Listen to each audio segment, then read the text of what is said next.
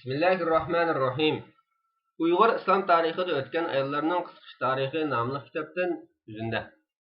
Uning ismi Yulduz bo'lib, Tutuq Buğraxonning tog'asining qizi, Tutuqning va'dalashgani, Tutuqning qolsa shu davrda Qashqarda Uyg'urlar ichidan Tutuqning qolsa ikkinchi bo'lib, ayollar ichida tunji bo'lib musulmon bo'lgan Uyg'ur qizidir. U Tutuq bilan birga o'g'ilchaq Qaraxoniylar tavasida islomni tarqatish ve fuqarolarning islomni qabul qilishini qattiq cheklangan qiyin sharoit ostida musulmon bo'lgan. Ammo o'g'ilchaq buddistlikda tashdinma qattiq ashaddiy buddist bo'lib, u Tutuqning va uning hamrohlarining musulmon bo'lganligini bilgandan keyin ularni o'ldirmoqchi bo'ladi. Shunga Yulduz qiz Tutuq va uning hamrohlarini o'g'ilchaq lashkarlardan qochirib, o'z uyida yushirib qo'ydi. Keyin ular sizlib qolgandan keyin amalsiz chekinib ağaçning shimolidagi buloq tar degan bir jilg'iga yoshirinib oldi. Keyin o'g'ilchaq lashkarlari iz qo'g'lab bu yerga bostirib kelib, Tutuq va uning hamrohlari bilan qattiq janglar qildi. Yulduz dastlabda qarindoshlariga tomoq yetkazib turdi. Keyin umo qo'liq qilich olib jangga kirdi va qanchilgan kafir askarlarni chepib tashlaydi. Axir qiz ko'ksiga tekkan ya o'qida zaxmlanib atdan yiqiladi.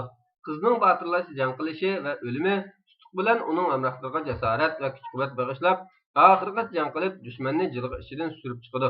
Bu jangda shahid bo'lgan Yulduz qizni va uningdan boshqa yigitlarni buloq tarining ichiga yerlikib qo'ydi. Shahzoda Yulduz qizni nihoyat yaxshi ko'radigan bo'lib, uning o'zidan keyinla musulmon bo'lganligidan faxrlanar ekan. Uning o'zi bilan birga jang qilib, jangda shahid bo'lganlikka taxim qoyil qilgan ekan. Buloq tarining ichida birinchi qatim azon ovozi yangraganlik uchun shundaqla dinning birinchi masjidi va birinchi shahidlar joyi deb qarab, shundaqla shahzoda Tutuqni yaxshi ko'rgan qiz, dinni qo'g'dab shahid bo'lgan birinchi musulmon qahramon qiz deb qilinib yotgan joy bo'lganligi ko'z tutilib, u buloq tarining nomi keyin joyi Betchimga o'zgartirilgan ekan. Tutuq g'alaba qilib tog'asi o'g'ilchaqni yengandan keyin bu yerga yilda bir qatim chiqib ibodat qilib qaytadigan bo'lgan. Shu sababli joy Betchim hozirga qadar ulug'lanib kelayotgan bo'lib, bu joyning nomi joy Betchim, joyanam, ulug' yer deb atalib, azizlanib tavob qiladigan yer bo'lib qolgan. Ana shu qizning ismi Yulduz edi.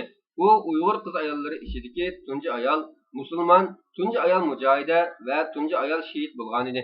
Uning jannatdagi o'rnining islomdagi iymon yo'lida jandan ayrilgan qadar azob-uqubatga bardoshlik berib, musulmon ayollar ichida tunji shahid bo'lgan Sumayyaning uning eri Hazrat Yasir tunji shahid hisoblanib, o'rni bilan ham shundaqla islom uchun qo'liga qurol elib kafir yahudiyni o'ldirgan tunji ayol mujohida Safiyaning o'rni bilan teng bo'lishini Allohdan tilaymiz. Allah uningdan rozi bo'lsin va uni razı qilsin. U Uyg'ur islom tarixidagi islom osmonida iymon osmonida parlagan tunji bir go'zal va nuroniy yulduz bo'lgan edi.